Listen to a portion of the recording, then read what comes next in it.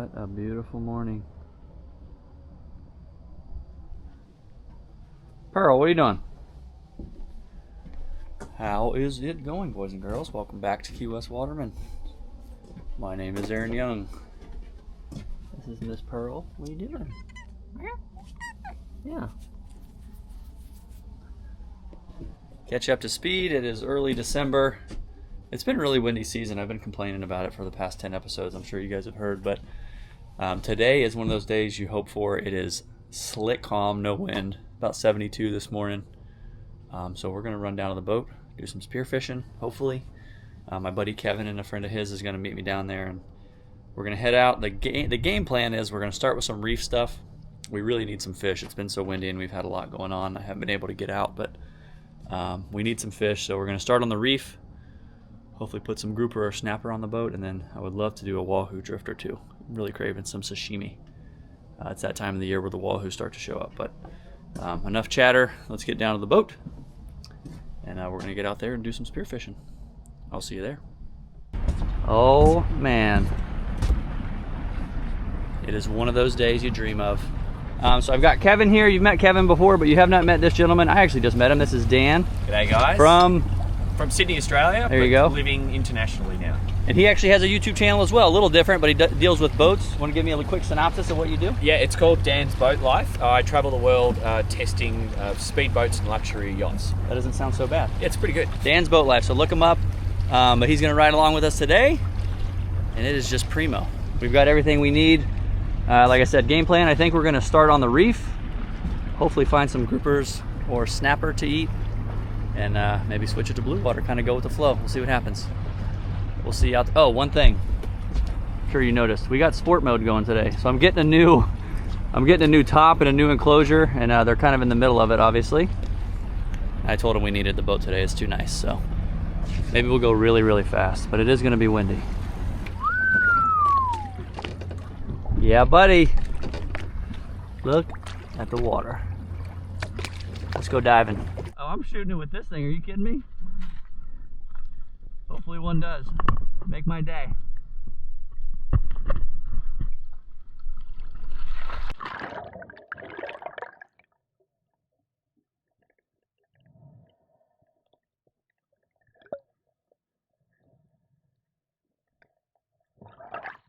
You can hang flashers if you want.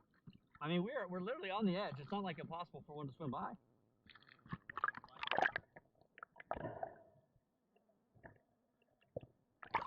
Bunch of Ceros.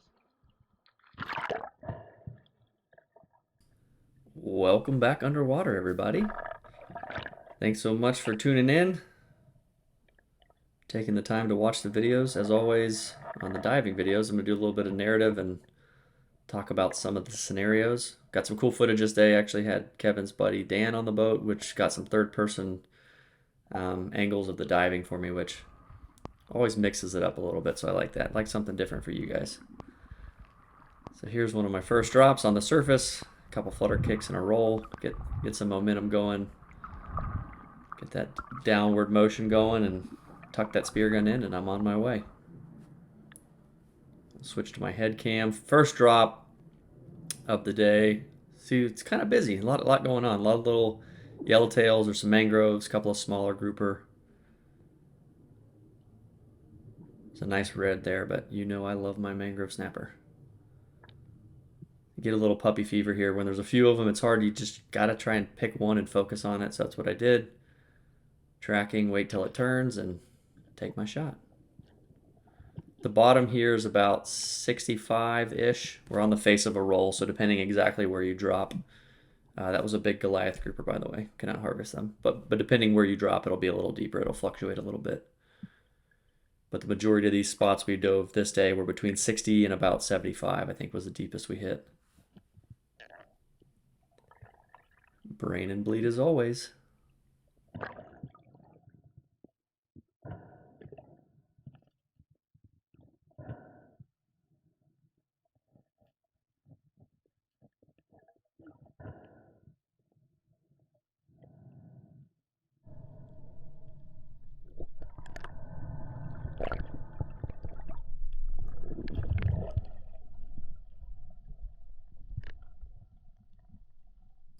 So I realized watching some of these videos back, I have different names for bottom that I talk about a lot, and it may not make sense to you guys, but for example, I say like hard bottom or crunchy bottom, Swiss cheese bottom. This particular type of bottom I would call chunky. It's not Swiss cheese, but it's not hard. It's got some decent rocks, some places to hide, but it's not full Swiss cheese. Swiss cheese is my favorite bottom to hunt for bottom fish. Another nice mangrove, come in, broadside. Wait till it turns and I get that stone shot. That was another Goliath grouper, by the way, same one. But yeah, I have different names. This particular I would call chunky. Swiss cheese is almost like, it's almost like a false bottom. Like there would be a layer of rock and then underneath it there's like little tunnels and caves and holes. But yeah, I just wanted to explain that. I realize some of you that don't dive a lot or don't spend a lot of time in the ocean may have no idea what I'm talking about. And a lot of these names aren't technical. Like I think hard bottom is a technical term, but if you Google Swiss cheese bottom or crunchy bottom, chunky bottom, it's probably not going to pop up. I just made that up in my head. It's what makes sense to me. But yeah, this particular spot, call it chunky bottom. I think towards the end of the day, or the third spot we hit on the reef, I was more Swiss cheesy, so you'll get to see the difference in them. And then you have like hard bottom and what I call crunchy bottom, or lighter flat rock mixed with sand, and then crunchy is more hard bottom but plus like sea fans and a little bit of smaller rocks. I don't know, it makes sense in my head.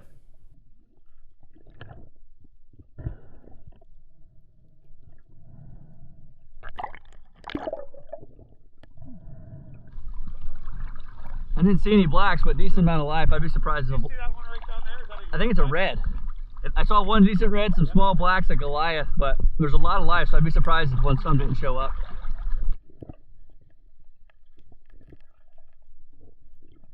I missed the shot. I was dealing with my fish, but Kevin went down and shot that nice red, really nice red grouper. It was probably 26 inches. It was a nice one for sure. Mm-hmm. think it was legal? It's hard to tell from here. I saw him take off.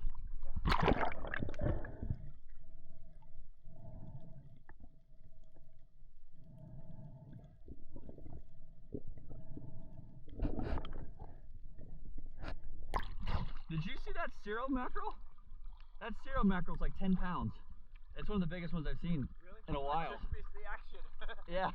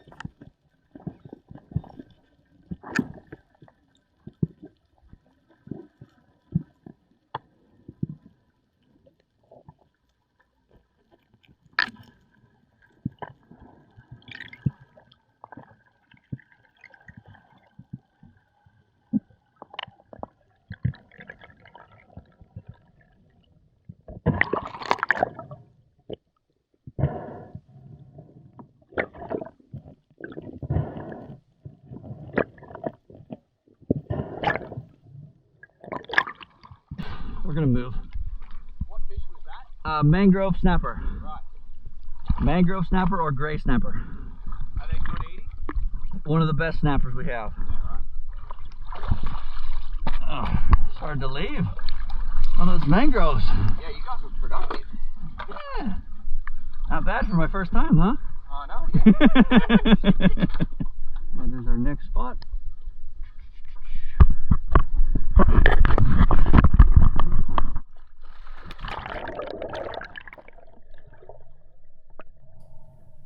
This is our second spot, and the water being as clear as it was, it's not always like this. I know in the postcards they send you from Key West, it looks like this all the time, but it's not reality. It's not always this clear.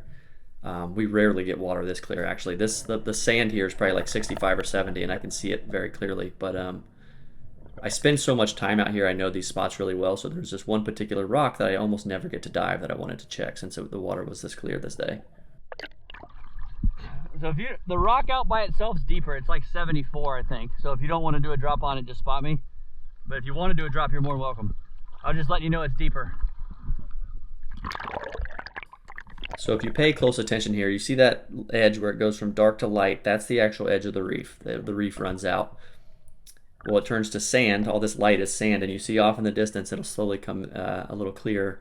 This is its own little rock. I found this on accident, just driving around one day. I marked it, and it's off of the reef, kind of down in the sand or the mud, so it's very rarely clean once you get off the edge of the reef. And I knew how clean it was this day that I would be able to see it, so I did want to go check this rock. I've seen some really, really good fish on it. You can see I pointed to it there. Just its own little rock off, 100 feet off the edge of the reef. And it has some really nice caves in it too. This spot's a little deeper. Like I said, it's off the edge of the reef. I think the sand is, depending on the tide, it can be anywhere from like 74 to 77-ish. But I love these little independent locations because they don't get hit a lot. They're separate from everything. A lot of times it'll be a house, so to speak, for a few nice fish. But always very excited to get the drop on these. And I've only dove this particular rock because of the water clarity. I've only maybe dove it 5 or 6 times in my life. But I have seen some really big grouper on it. And on my way down, if you pay close attention, center of the screen on the rock, you'll see a grouper shift. He goes from left to right and then wraps around the top right of the screen. He tucks under a rock, and then another one comes from the top, a little bit smaller. The one that went into the cave was bigger. And I was feeling a little greedy, and then I was like, you know what? The other grouper's nice. I'm not even going to bother sticking my head and having a fight one in a cave. And I waited, and this one came around out of curiosity and checked me out just long enough. And I got a good shot there. Didn't stone it, but quickly try to put the brakes on it so it doesn't get wrapped up. I don't want it sitting down on the bottom. If I can do it in one breath, I prefer to. And it's a little third-person shot. You can see how far down I actually am. But I was pretty thrilled with that. The bottom's 75, maybe a little deeper. First drop, they love them single rocks.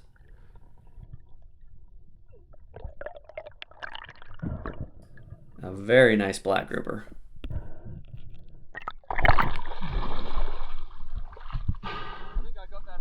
The big one, there's a big one, but he's in a hole we can't get to.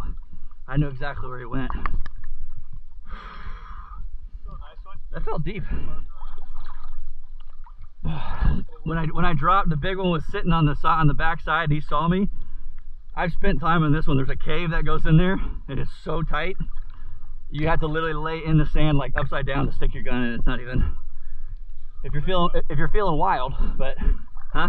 I might just go take a peek. Yeah, go take a peek. Absolutely. How deep was that? I shot at 66 and I was 8 feet off the sand maybe.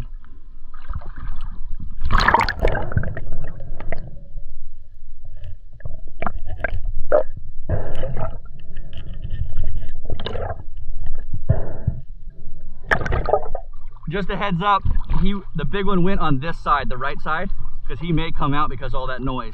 But he was on the right point.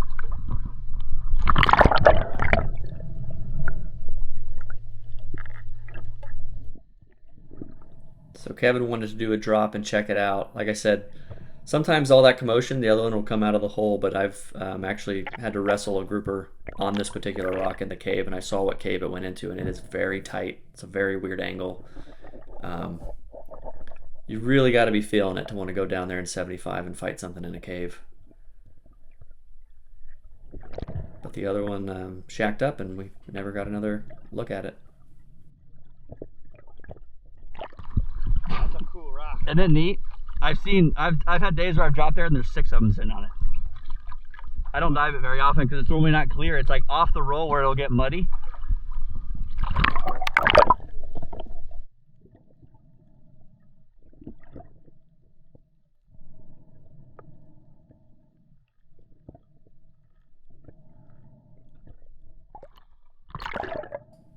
We did a couple more drops on the main part of this reef, just inside from that single rock. And there were a lot of smaller grouper, a little too close to call it. Some Saw some really big margate, which wasn't really concerned with. Kevin down there checking it out, but after this one, we decided to move along.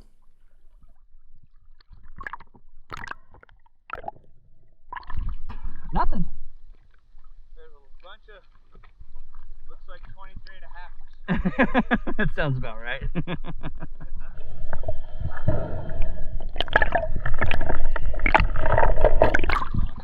I've never dove this one. This bottom looks incredible. It looks like really thick, chunky. I'd say just drop under the boat. It's getting cleaner. The tide's coming in, I believe.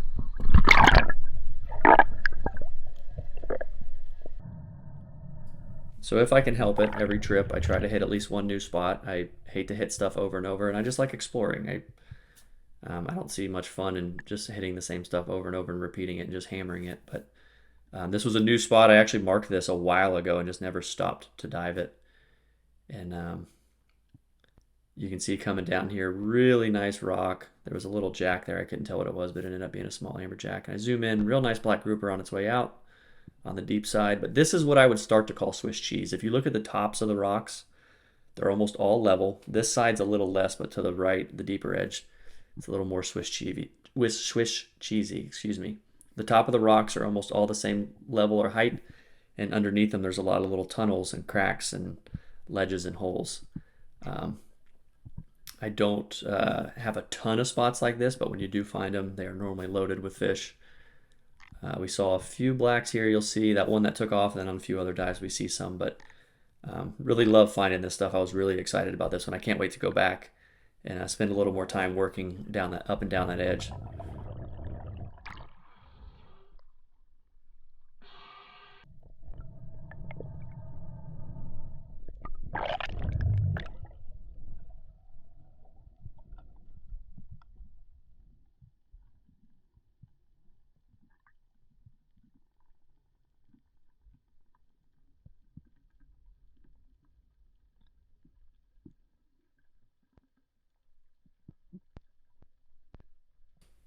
You'll see a lot of little groupers zooming around.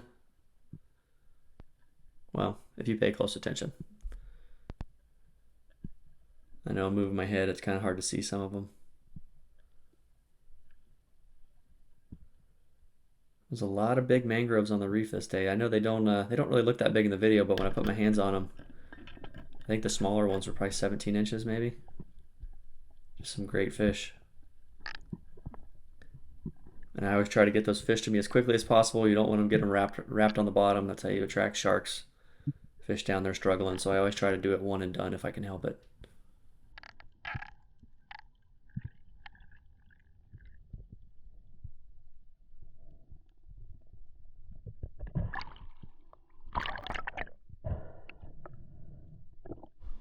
There's a few smaller blacks. My first drop, a big black went out that way. I saw that.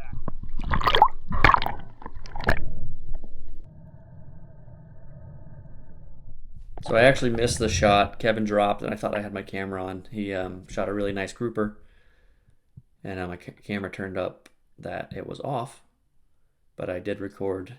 He came up. The grouper was still a little exposed, and I had a good breath. I was fully breathed up. I didn't want to leave it down there any longer than it needed to be, so I did a drop and try to give him a hand retrieving it. See, it got wedged there. A shark could technically still get to that fish, no problem. So I didn't want to leave it down there longer than it needed to be. And I didn't realize it, but the boat swung a little and we were off the deeper edge. I actually went down, I think it was at 70 feet there.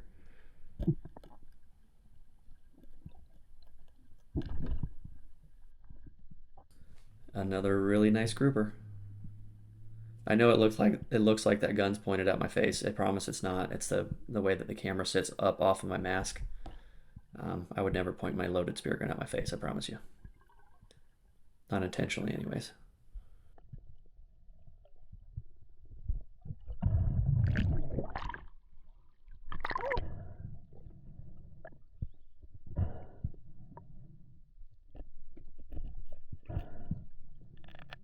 Yeah.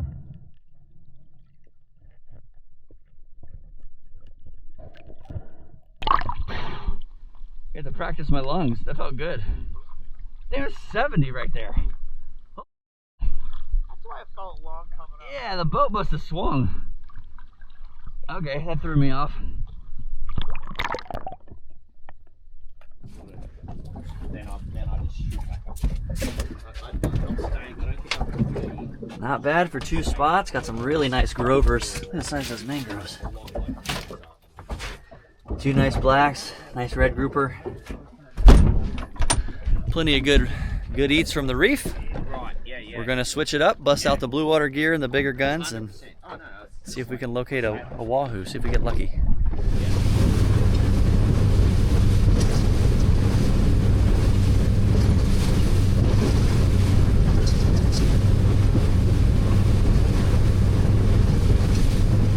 Are you in single lever? No, we don't have that on this one. No, God no. Yeah, One of the throttles has a childproof mode. You'll see. Like, Okay, you gotta really give it some love to get it to go driven one of forward. these in a while.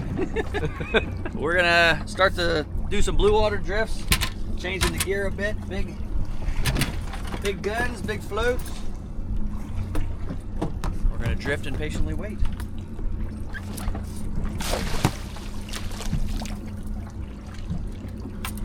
Let's go.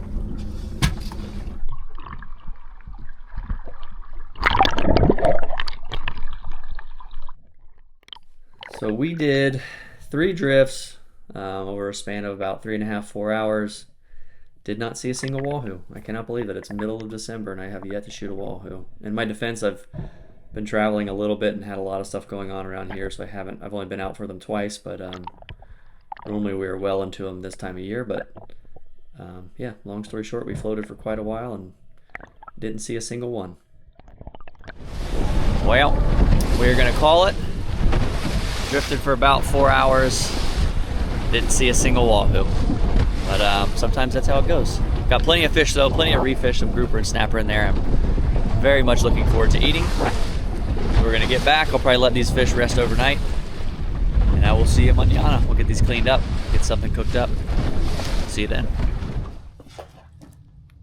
All right. So we're gonna break down one of our black grouper. I know some of y'all like seeing this, but we're actually gonna use, what we're gonna use off of this is gonna be the ribs, which is gonna be right here. And we're gonna use the collar or the neck, the throat, depending on where you're at. Gonna fillet the whole fish, use the whole fish, but for the recipe that I'm gonna do, that's all I'm gonna be using. So that's what we're gonna focus on. So let's dig in.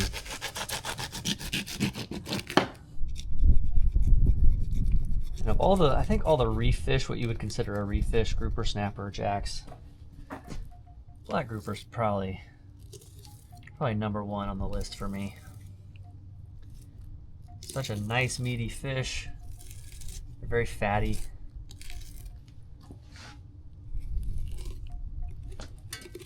Just a beautiful, delicious fillet. Down through, hit that backbone.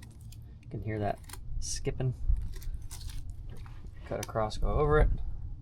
You can either cut across and jump down with your knife or just switch over and start here. I like to cut across. Find my spot.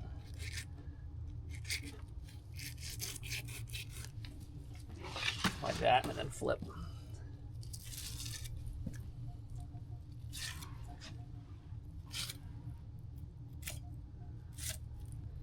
Same thing on this side, work up to that backbone. I meet the backbone this way, meet the backbone this way, and then there's a rib section that'll come right here and it's connected right down there. You can hear the ribs. I like to think that's serrated right down the backbone. So much good meat in the ribs. If you pay attention closely, you'll start to notice some restaurants, if they know what they're doing, are starting to use other cuts of the fish. You'll see some of the throats in some of the fish markets or some of the restaurants. I haven't seen ribs yet, but I don't think it's too far off.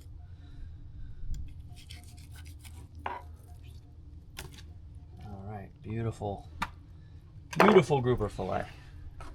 So while I got this side up, we're going to take the neck out. A little hinge right there. Pop through it. The spear actually hit it. Normally you have to go up and then behind it. Spear actually hit that piece. Down to the throat. This is another spot that serrated comes in handy. The spear almost went right through that one too. A little hinge right there. Normally I'd take the other side off and then take the throat, but for the sake of time, I'm going to show you this way. Spin right down just like that. All this meat's going to the same place, so it don't matter. We're actually going to make some grouper cakes. I've been craving crab cakes, but the weather and the last stone crab pull was not very good, so we're going to make grouper cakes. But that is essentially all meat. There's a couple of bones in there. We're going to use this right here. Come behind those ribs. And if you use all this stuff, you don't have to be as exact while you're filleting, because you're going to get all the meat from one side or the other side. Doesn't matter. Come straight down. Have a little piece of skin on that side. I normally just come down to the bottom. Very slimy grouper. Come down to the bottom there, and just like you're skinning the fillet, just run it right down. And there we are. So we'll have two. We're actually gonna have two of those and 4 of these because we had 2 grouper, but I'm just gonna show you one. So those are our rib cuts. That is our collar cut, and that's what we're gonna be using to make grouper cakes. Oh, we'll see you in the kitchen. I cannot get over this weather. It's been low, mid 60s, high, low 70s. Just unbelievable. Everything you could ever ask for. Light breeze, sunny.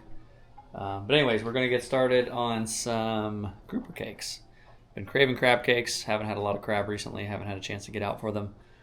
So we're gonna try it with grouper. I've actually never done it with grouper, but I'll try to make this short and sweet. And something else, side note, something I'm gonna do, and I'm working on this. It's gonna take me a little while. I'm going to categorize all of the recipes and have like a recipe index, I guess you could call it, on the website. So give me some time. I'll get the recipes, the popular ones, on the website. That way if you guys want to refer back to something, you'll be able to find it. But this is what we've got. We've got our collars, and these are our collars and our ribs. Just olive oil, salt, pepper. Oven is at 350. So all I'm going to do, essentially I just want to cook these enough that I can pull the meat off. And you can see I've got smaller ones and bigger ones. The smaller ones are going to cook faster. I don't have an exact time. I'm just going to watch them. That collar is going to take a lot longer, so just use your instincts. Essentially, just want to get the meat off. You can do them in the oven, you can put it on the grill, you can sear it in a pan, steam it, however you want to do it. Just need to cook it enough that I can pull all the meat off, and don't have to season it too much right now because we're going to add a bunch of stuff later, but that's the plan. We'll check back in once those get out. We'll pick all that meat apart. Alright, that was 15 minutes. Ribs are definitely done. That big collar is going to definitely need some more time, so we'll leave that. You can always cook them more. You can't cook them less. You don't want to overdo these. And it just came apart. I just want it to be able to come apart. If you overcook it, it's going to be dry. These are going to need a few more minutes. The ribs were quick. And up next, you guessed it, pick all the meat out. Wait till these cool down. Don't burn your fingers. If you cooked it right, these bones will literally just pull right out, no problem. Just double check everything, make sure you've got, sometimes there will be little connective bones. Don't want to miss anything. So that whole hunk right there is rib meat. Just breaking it up. Double check no little bone fragments came off or anything like that. And if it weirds you out, there's that little, it's like a membrane almost on the belly. That liner, you can pull that right off. Some people, I can imagine, that may gross you out. So I've got the smaller collar, and again, there's just meat all through here. Be a little more careful with the collar because there's a lot of small bones. Just pick through, double check. All right, so all of our meat is pulled out and cooled off, so we're gonna make some cakes. I'll go through everything that I'm putting in it today. I'm actually missing a few things. I thought I had more stuff, but I'm too hungry and the grocery store's too far away. So we're going to make do with what we have. So here's all our grouper meat. I'm going to use some seasoned breadcrumbs, yellow mustard, Old Bay, mayo, Worcestershire, a beaten egg, salt, pepper, onion, and some scallions. The main thing I would have liked to have added, if I had it, was celery. And you can, this is a guideline. Everyone does it a little different. If you have a different way that you like it, that is just fine. No measurements. I go based on how much I've got. That's probably, if I had to guess, maybe 2 pounds of meat. And you can always add more. You can't add less. So start light. Mayo, yellow mustard, Old Bay. Love Old Bay. Some Worcestershire, just a little bit, not too much. Beaten egg. And the art in making cakes, and I'm not the best at it, a lot of times they fall apart. The art is in getting them to bind properly. So I've got scallions and some onion there. I'm not going to put in the whole onion. Actually, yes I am. That was half of a white onion. Some salt, pepper. And I needed like some traditional hot sauce. I don't have any of that, so a little bit of breadcrumb. You can also mix all the wet stuff separately if you're using crab meat and then mix it in so you're not breaking it apart. Just try to fold gently. And I was worried about the grouper fat. When the grouper cools off, it almost becomes, what's the word, gelatinous. It'll release some of the moisture and it almost turns into like a jelly, but I'm wondering if that'll help me bind these. It may help me bind them, but maybe when I cook them it might release the moisture, which could be a bad thing, but we're gonna find out. Some nice big clumps there. I'm gonna add some more breadcrumb. Alright, so the best way to test it is to just get in here and see how they're gonna sit. Kind of put one together, see what it's gonna do. It's gonna stay together. I actually don't hate it. I think we're pretty close. Yeah, that looks good. I like it. Just make them round, make them square if you want to, don't matter.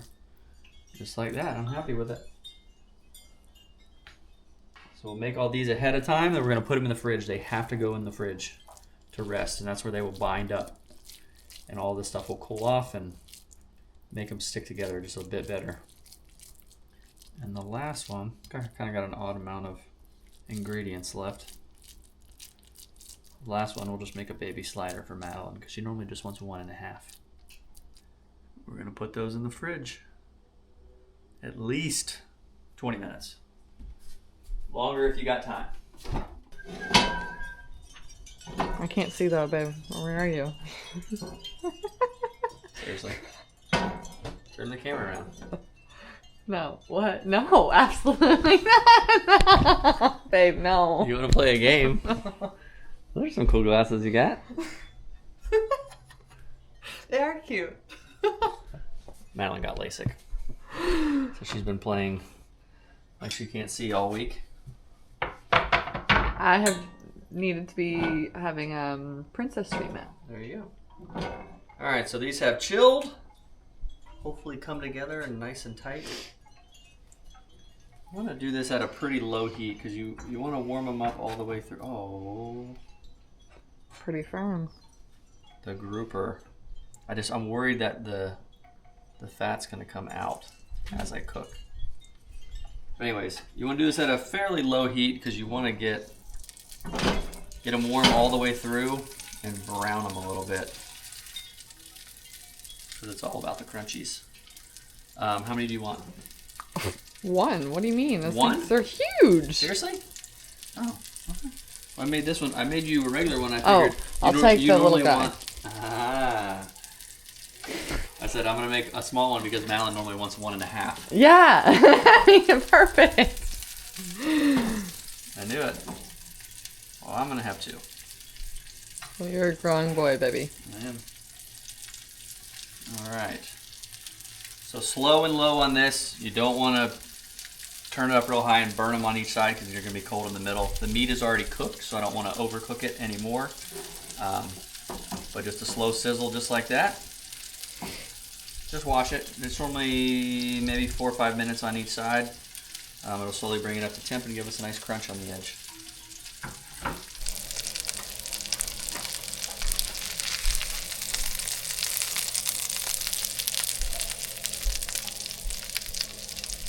Oh, yeah. Yeah? Yeah, that looks perfect, babe.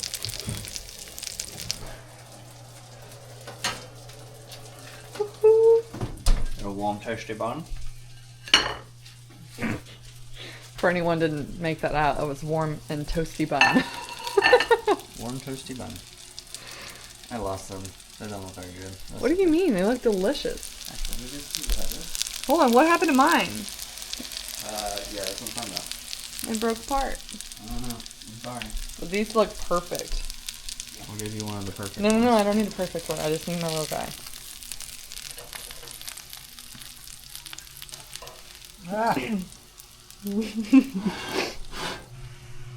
Ooh. This is kind of throwing me off because I feel like it's crab. Yeah, you're gonna be disappointed. Sorry. Oh, don't be putting words in my mouth.